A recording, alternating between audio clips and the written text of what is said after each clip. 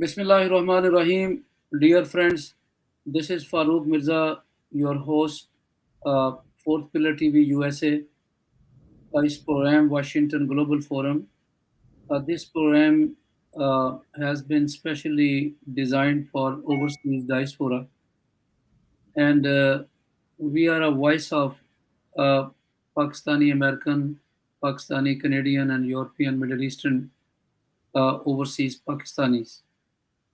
We talk uh, on very serious issues, problems confronting youth, trade, commerce, education, health, and women empowerment strategy. Especially, uh, we dialogue and we talk on Pakistan American relationship, different controversies, and on regional alliance.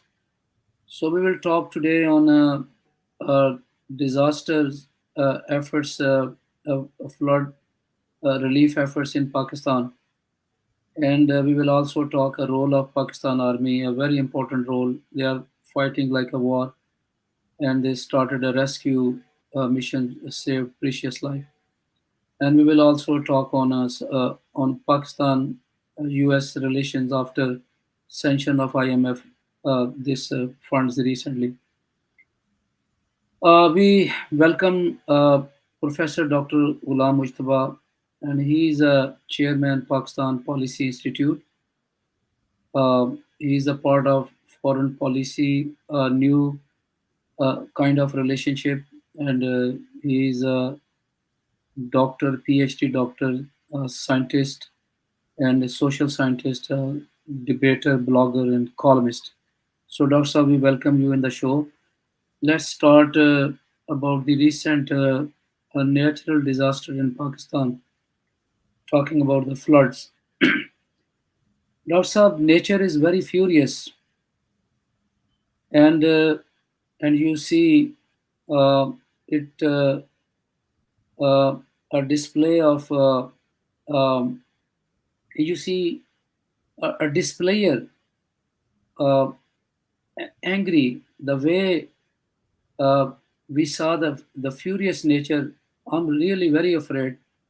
I will ask you: is it an outcome of what human life and human beings is doing to each other, and no justice, living unnatural life, and no respect of human life? Is it a revenge, or is it an outcome, or is simply a global warming issue, or as an environmental issue? How you think about that? Farooq Saab, it's a very interesting question, and thank you very much for bringing me in and taking my opinion as well. Uh, there are a few aspects. First, you have raised scientifically the question of global warming.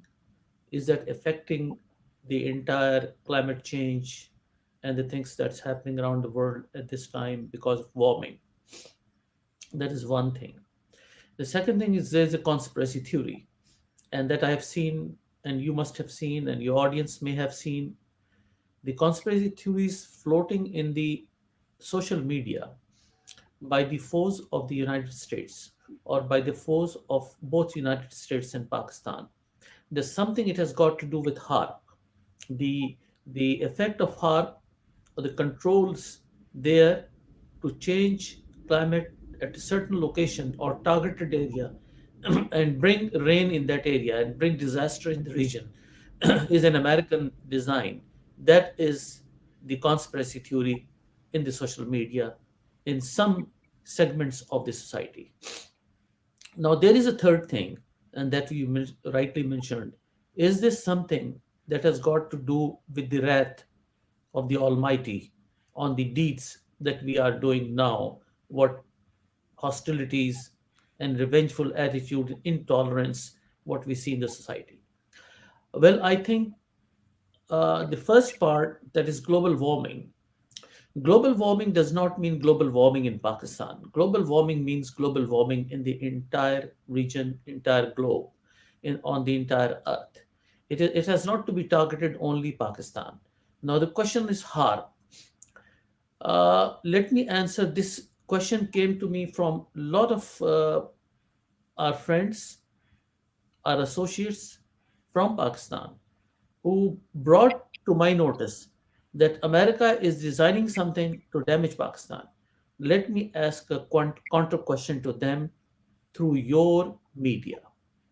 And it is a privilege to speak now and let people understand that who is or who are the three big foes of the United States in the world. Name them. When I said to the people who wrote these articles, give me three big names who are hostile towards American policies. Those three names came up: China, Russia, and Iran. Now, if harm has to be addressed, has to be attacked through harm, bringing rains and disaster, then why not Iran? Why Pakistan? Americans' bigger foes or hostility exists in Iran, and Iran is not equipped to face American intrusion through harm. So why America has selected Pakistan? Why not Iran? Iran is building nuclear materials which is not acceptable to the international community. If something has to be damaged, why it has not to be damaged in Iran and why that has to be damaged in Pakistan? This is absolute rubbish. This is Doctor, I will simply reject this nonsense. I don't believe we live in this part of the world and yes, we see a benignity, respect of human life, and yes, the role of American yes, disaster management, and yes. as a whole, and their contribution towards uh, Humanity. all dealing with the calamities. We witnessed that. I think it's just a silly. No, I understand that. I understand that. That's you're rejecting it because you're sitting in Washington, D.C. But in Pakistan, these things amongst the panwalas and common perceptions, people not understanding the things and not understanding global politics, they claim these things, and there has to be an answer to them that this is rubbish. Why America has to use hard against Pakistan? Why not against other countries who are more Other hostile countries, to yes. American policies? So that makes a logical answer to them forever to sit down and think them what they are talking about. That's the second thing.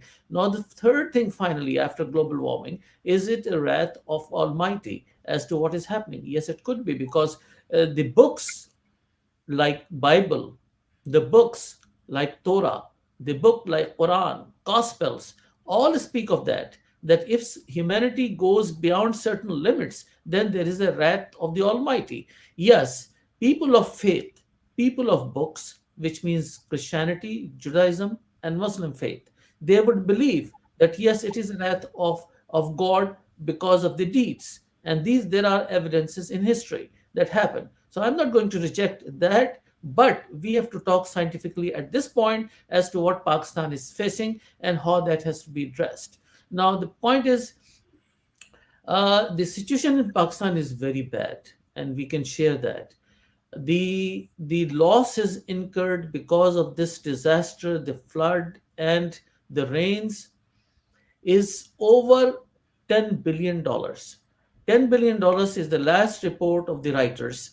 And the writers' report, I do not agree with the writers' report. This came just 2 days before. Doctor Saab, you what I from where I started, uh, you are confirming the same theory.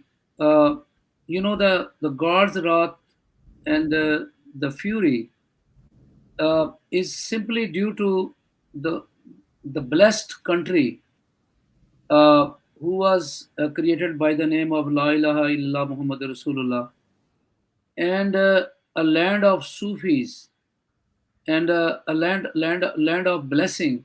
And now you see the country is going towards a different direction. The total narrative is changed.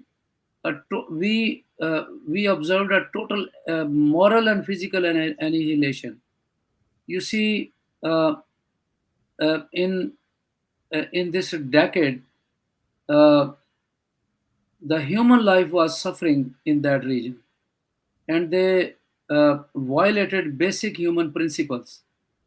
I think it's a simply reason like shortage of food. and destruction of crops, and a means of what we our shortage of eatable.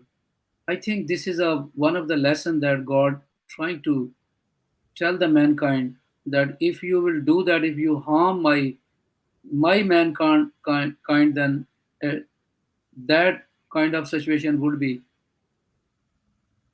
Uh, Farooq Saab, you have brought a very interesting question so far I am concerned. This is one of the areas of my interest besides science and being a social scientist or a medical scientist. I must tell you that I have an interest in this area. Uh, I think the time will go very short if we start talking and debating on this topic anyway. For you, for the interest of your audience, on my social media write ups, it was 8 months from today, I wrote something about this. There were people in Karachi, more than a dozen people, who witnessed on the sky the word Ain in Arabic or Urdu. Ain, and that converted in 10 minutes to Ghain. Okay, now listen this to this very carefully. It's very interesting. And then someone asked me, what does that mean? They took a video picture on that. What happened on the skies? Ain to Ghain in 15 minutes. I said, An means azab and Ghain means ghazab. Azab in English is punishment, and ghazab in English means wrath of God. So, for the audience, English speaking audience, when I said Ain Azab means punishment of God, and then Ghain Ghazab Elahi means the wrath of God. Now, what is that? When there is a punishment, and that is very much in consonance to the teachings of the holy books, when there is a punishment to the people, in the past, this happened with the Lut's people, the people of Greece, the people of so many other nations. They faced that. They Dr. faced Saab, let's that. come back to the flood disasters. So we were talking about the conspiracy theories, but I would like to mention one more thing.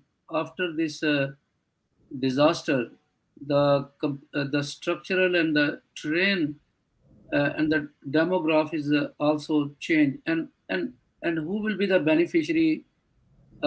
Certain political parties and some governments, they will be beneficiary, like uh, almost 12 to 15,000 people, they are migrating right now this time, in from rural Sindh to Karachi, and definitely the ruling party will get benefit out of that. They will be there a voter, adding a new no, new voter in in their menu list.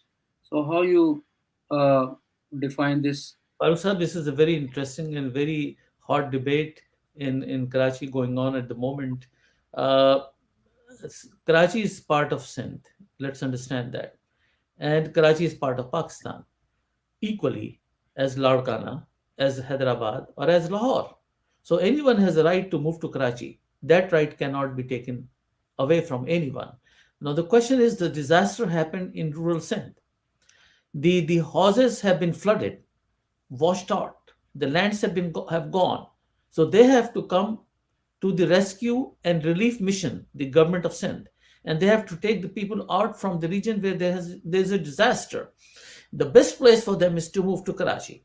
So what happened? The rural Sindh in bulk, like last report I saw that there were 12,000 people who were shifted from rural Sindh to a school in Karachi, and that school is in Malir.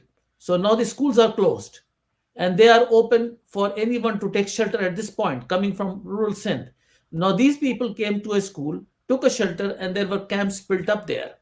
Now these people who moved to Karachi, 12,000, into a particular location, that means the vote bank, if their vote bank was in rural Sindh, and that vote bank was for People's Party, and that vote bank was based on Bhutto Zinda Hai, that means these 12,000 peoples are making Karachi Bhutto Zinda Hai. So it means there would be a not only a economical impact but also a political uh, impact in Sindh and other different areas flooded. Uh, so you are on the same page. Let's move to Dr. Saab, the flood relief efforts. Uh, Pakistan Army uh, earned a lot of respect. You see, I will show you some pictures, especially the Sipa Salare Pakistan, the army chief. He visited all these uh, flood floody areas, and the army, Pakistan army, is fighting like a war. Almost 157 army helicopter, and every day they are picking like thousands of people from this warlike zone. So Pakistan army's role in this disaster, I think, is the people they used to malign and run social media trends against Pakistan army, and now uh, the army is in the field fighting like a war with their all resources, saving precious life, and the people they used to run trend against the leadership and the Pakistan army. So they are hosting big gatherings and with their all tigers and their workers. So how you uh, define this one? Uh, this is something is a very strange situation. It's a complete. It's look like a nonsense. And humans they are suffering. They don't have any dry land to port. They don't have a place to live, and thousands children, women, they lost, and their animals, crops, and their livelihood is gone.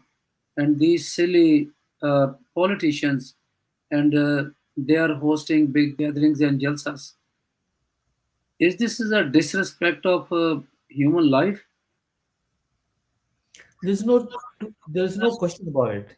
What you're saying is that politicians are more interested in their promotion of designs, in promoting themselves, and they are using this natural calamity to promote their own wishes and their own political parties and objectives. There are no two opinion on that. And the Pakistan army has a precedence, has a paradigm. It has done that previously. It has done that all the time Pakistan needed the army, and the government invoked Article 245 for your information just few days back, which means that under constitution the army has to respond and come to serve the civilian government when it is needed. And those 245 was invoked, and Pakistan army responded to the 245 emergency powers of the government and came to rescue our population, which they have done that previously, and there is a set paradigm for it.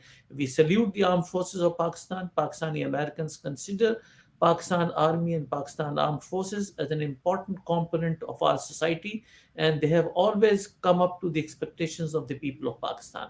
That cannot be ignored. Dr. Saab, this the world is looking and watching all these efforts. The Pakistan Army General, especially General Bajwa, he not only used his influence to get the IMF and other grants from different countries. He used his personal influence.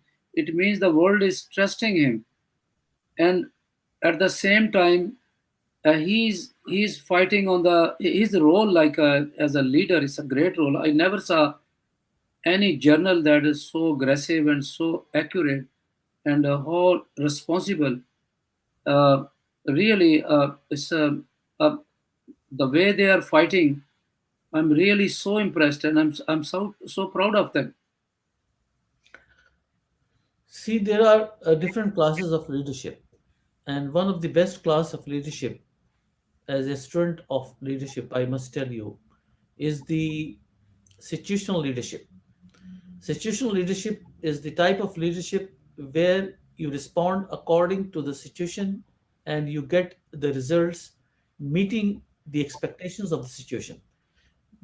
General Bajwa has proven himself to be a very good situational leader. In the time of Imran Khan in the previous government, he got Pakistan's loan through using his good offices with the UAE and Saudi Arabia. He accompanied him with President at meeting at the White House with President Trump.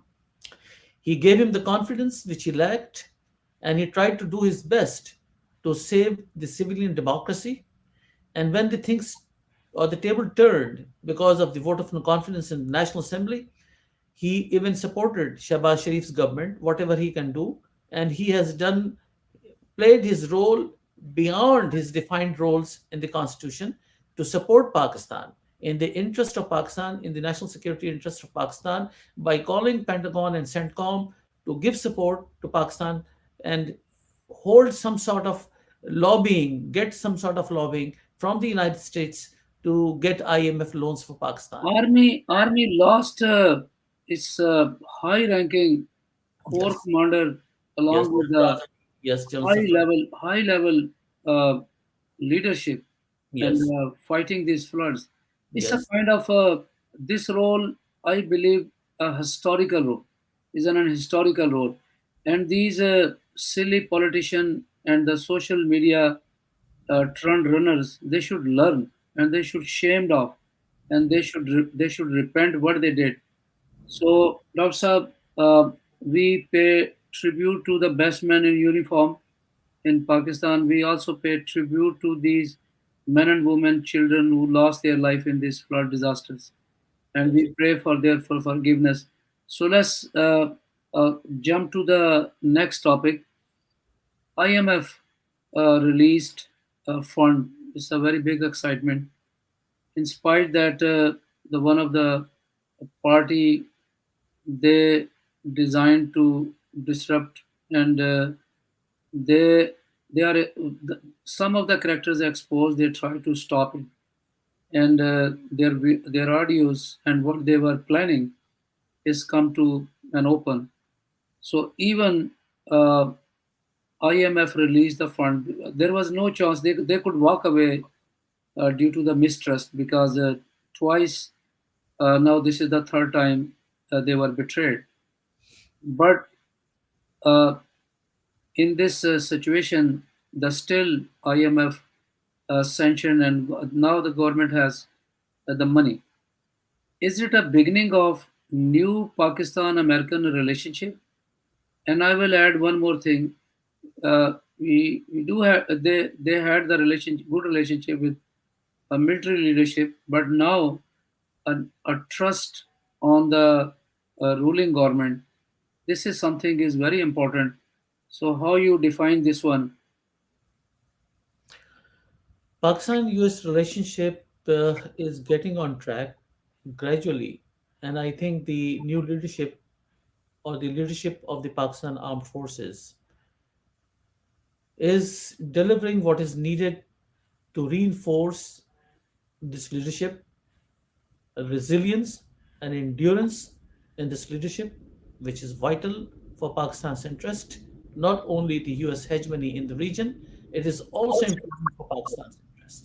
And at this point of time, if you look to the figures, the type of support that Pakistan has received from this end of the Atlantic, which means the United States, IMF fund was released. As you go back into your own program, when you ask me so many questions, and you remember, your audience remember that I was insistent on that the United States is going to support Pakistan and Pakistan will get the loans. Bajwa has played a synergistic role in our efforts with the US policymakers, and we have been talking to the policymakers for long to save Pakistan, and there is a consensus view, a bipartisan view amongst the policymakers in the Congress and Senate to support Pakistan. Now, the question is to sustain this relationship, which was damaged because of so many things in the period between 2013 to 2021. Now that has to be restored, and I think Pakistani Americans have to play a pivotal role with General Bajwa to bring this back to track and build Pakistan back into track, because Pakistan is endangered by the situation now.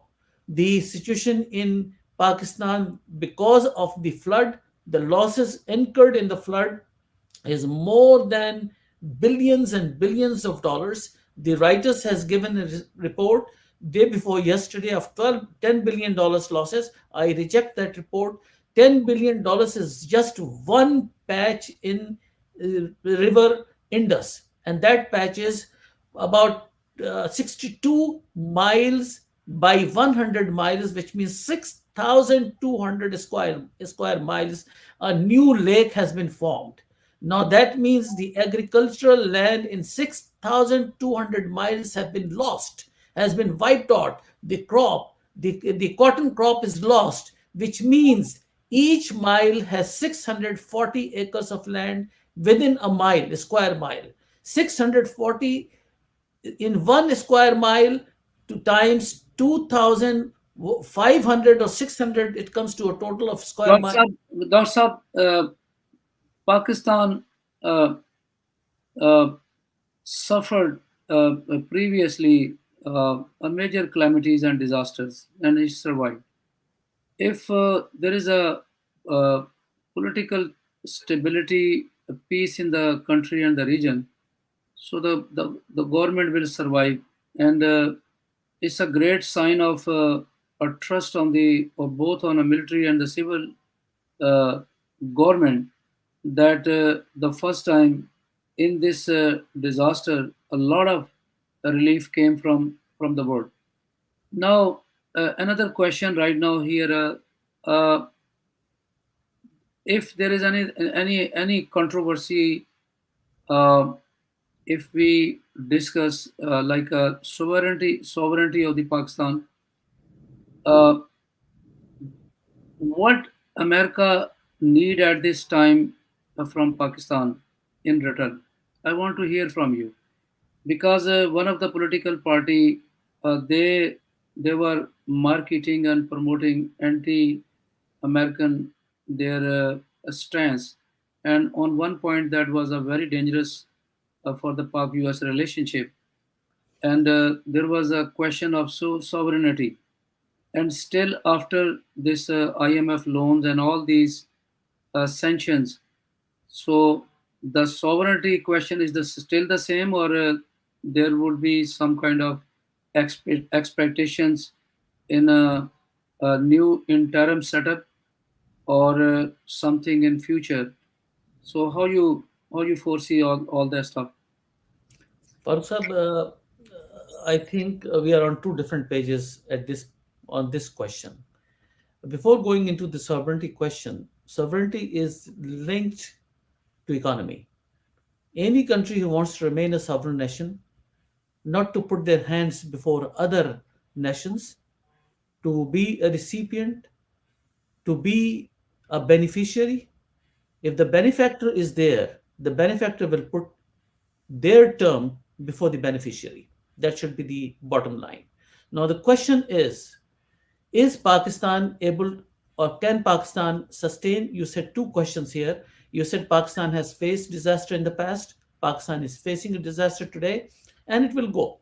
Second thing, on this very question, let me tell you this disaster for your audience, the rains in the last 60 years of Pakistan's history, in the past 60 years, which I have seen in the newspapers and in the articles, which are documented, peer reviewed articles. Peer reviewed articles say 62 years of Pakistan's history, the rains were lesser than one third in 62 years, as opposed to three times higher just these 10 days. Pakistan has not faced rains of this intensity. Pakistan has not faced flood of this intensity in the history of Pakistan, in the history of this region. You So are the right. question is that this is not something that Pakistan has faced. This is something new that Pakistan is facing. And is there a contingency plan to meet these needs? That is the next question. How can Pakistan meet these needs when billions and billions of dollars are lost? Now, you raise the question of IMF. On the IMF, I must tell you that IMF has released a report today. It's very recent as today. What they said that the previous government had made promises. Previous government had committed to us something, and they never acceded to those requests. They never followed those commitments. They never these commitments were just commitments, were never to be followed by them, and they hoodwinked us. In other words, they said it was a hoodwinking, nothing more than that. The PTI government, they blamed precisely that the government has damaged Pakistan's economy, and they did not use the word deliberate, but this is what they you can assume from the Doctor entire Sir, the previous governments, they violated twice. You are right. In this this is in the report. in It's the in the published. in this financial crisis, the flood situation, the entire country is almost 70%. The country's agriculture is destroyed, and a structure is destroyed, human life lost. So it will take a lot of time for the rehabilitation. How you confident that this government, what they signed with the IMF, they will fulfill their promise? Do you think right now the world should also uh, forgive Pakistan's most of the liabilities and loans in No, this no, I'm crisis on coming a to your second part humanitarian of the basis? question. Yes, you raised the second part of the question is about the funds coming in into Pakistan. Let me tell your audience, US has given 30 million M, like $1 million. UK has given 20 million, like M, not billion. China has given 500,000, where the friendship is as sweeter than as honey. 500,000, out of which $200,000 are cash. Now come to other parts of the world. Spain has given 200,000. Canada has given 500,000. Come on, is But this the an question, but is my this question is no? that Let me how the coming government or the let me existing government will com- fulfill. let me uh, compose bring the conclusion to this. 500,000, 300,000, 30 million, 20 million. Is that going to help billions and billions of dollars losses to Pakistan?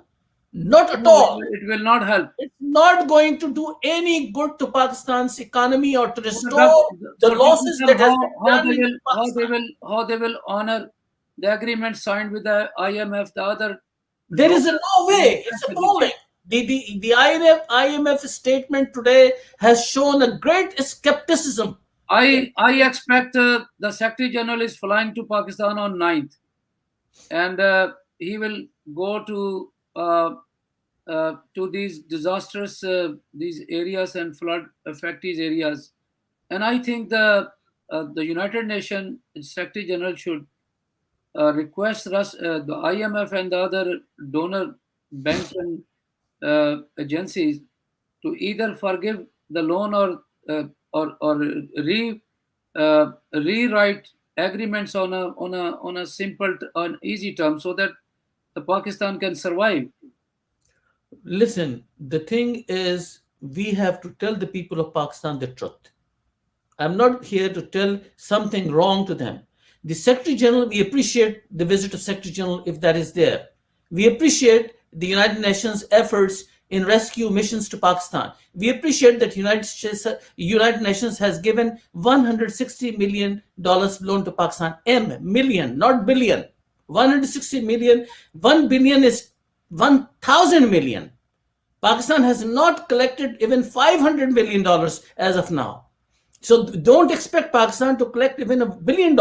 I must be very truthful to the Pakistani nation, to my people living on the other side of the Atlantic. There is no way you're going to be rescued by world, because the world is facing COVID-19 after effects even today. There's no country on the world that can give that types of support to Pakistan under no circumstances. Now the question is, can Pakistan stand on its own foot? The answer is no, because Pakistan's budget is $50 billion. Pakistan's earning is $30 billion from overseas Pakistanis, me and you, expatriates sitting in this part of the world. Dr. Saab, stable And Pakistan is in and the then is and then stable. Pakistan Army is doing her best like they are going to the FIFA and providing security, and they're getting some good money from them from Qatar. How much is that money? That money is not going to do any good to the disaster that has happened in Pakistan. Now, what is going to happen next? I tell you that where you're coming. The next thing is Pakistan is economically almost, for 2 3 months it will continue. It is collapsed. There's no way of salvaging Pakistan. The current government or any leadership cannot save Pakistan. The only option for Pakistan to be saved is to bring a right situational leader in Pakistan through interim government, not through uniform. Uniform will oversee the situation in Pakistan, Dr. Saab, will the serve political, Pakistan's national the, security interest, and for that, the leadership in the interim government will be acceptable to the democracies across the world. The democracies across the world are not going to accept any autocracy. We fully support Mr.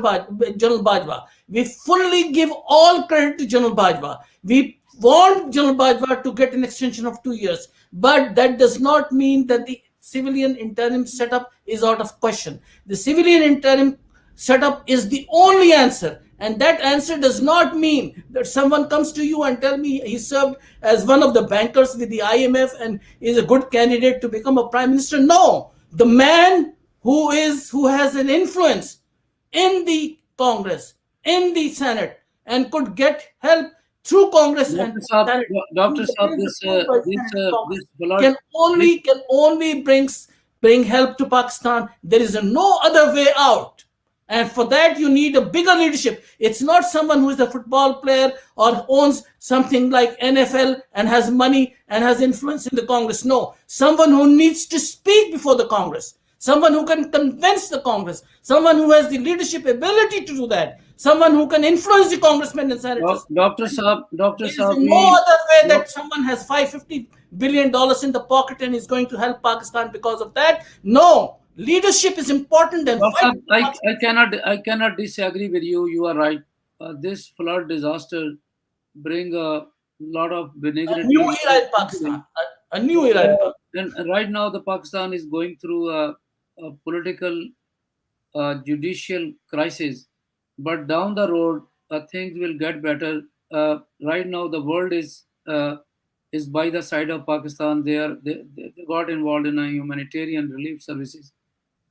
At the same time, a stable Pakistan is in the best interest of the rest of the world. This is also very important. Most of the problems within the countries, all these political and judicial mess is due to the foreign involvement and different networks they are active in Pakistan. Some neighboring countries and other anti-Pakistan forces, they are trying to destabilize. They bribe our politicians. They bought the Pakistani media and they fund digital networks and social media. So most of that is a fifth generation war. Otherwise, you know, in this crisis right now, the all stakeholders, they are they are equally involved in flood relief efforts, and hopefully things will get better. Now let's change the a little taste. You wrote a blog recently. The ex-wife of uh, ex-prime minister Jemima, her trend is very popular on social media that she endorsed Al Khidmat, one of the charity organization, and she said that the fund should go to Al Khidmat because they are the only trustworthy organization. And but she ignored her own ex-husband, uh, who is one of the charity picker and collector in the world. So, what was in your mind? What do you want to say? Is it you are making a mockery or you are serious? And what is in your mind? Or she convinced that his role, what was given by some like a forces, is now is just a it's just a useless. I fully appreciate the tweet of Jemima Khan or Jemima Goldsmith, and what she wrote down. about Al Khidmat and recommended Al Khidmat Foundation for charity work. Al Khidmat was recognized by the United Nations. Abdul Shakur was the president of Punjab University Students' Union. Around the same time, I was the General Secretary, Karachi University Students' Union. We are very good friends. He's the chairman of Al Khidmat for the global operations. He's a very thorough gentleman, studied his MBA from NYU in the United States in 1980s. He has no political objectives, no vested interest, and he dedicated his life for this charity work. And now Al Khidmat is one of the organizations very well known globally. So the credibility of Al Khidmat is, I think, is better than a lot of other organizations in Pakistan, and their operations for Pakistan could be trusted. I think Jemima picked up the right name. Now, the second thing, Jemima was the wife of the former cricketer and Prime Minister of Pakistan. And her statement, as one of the hadiths, sayings of Prophet Muhammad, says that the best witness to anyone's personality is the spouse. A spouse could be the best witness. Although she is not the spouse today, but she is witness to his character. I think she has observed. Imran Khan cannot produce an evidence as to when he worked, when he made money, and how much taxes he has paid. So his assets versus taxes versus his revenues do not collaborate, do not justify the type of thing, the type of living, the type of standard of living that he maintains. So you mean to say she simply don't trust him anymore? Absolutely, in one word. Okay, Ab- Dr. Saab, thank you very much. Time is up, dear friends. We talk on very sensitive and very important issues, especially the role of Pakistan Army, a very responsible, a remarkable role, saving precious life. The world witness and the General Bajwa earned enviable fame and remarkable respect, and uh, and the best man in uniform. Thank you very much, General Bajwa and Pakistan Army. We salute you for your services. And secondly, IMF loan sanctions, I believe, is a beginning of new Pakistan American relationship, especially a new kind of relationship with the civil governments. And I believe with this loans and funds and the world also open its wallet, and there would be a lot of prosperity rehabilitation efforts in Pakistan. This is not the first time we saw these disasters and calamities. If there is a political wisdom uh, and there is a prudence, and they all stakeholders work for the stability of Pakistan, the regional stability would be definitely would be also in the same ways. So we also talk about um, some beneficiaries due to the demographic change and uh, uh, due to the immigration and the people they are now coming to Karachi and different other cities. So the political parties would be beneficiary. And lastly, we pray for the best. And folks, we will come back with new topic. So now we have this one, Pakistan Zindabad.